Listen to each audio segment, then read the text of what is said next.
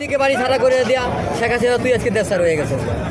আর এখন বাংলাদেশে আমি মানুষের কাছে প্রমাণ করতে এসেছি, বিশ্ববাসীর কাছে প্রমাণ করতে এসেছি যে বিএনপির জনপ্রিয়তা আছে কি নাই, বিএনপিকে বাংলার জনগণ কতটুকু ভালোবাসে এবং বিশ্ববাসী কতটুকু ভালোবাসে।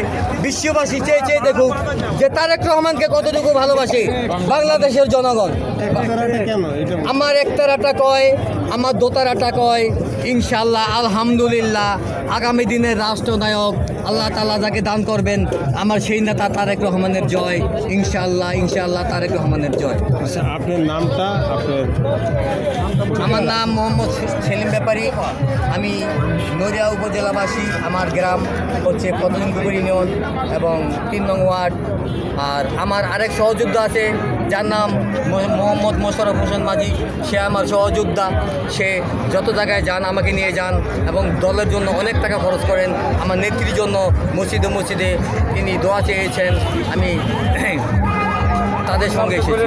আমার নাম মোহাম্মদ সেলিম ব্যাপারী। আপনি কোথা থেকে আসছেন? শরীয়তপুর জেলা নড়িয়া থানা।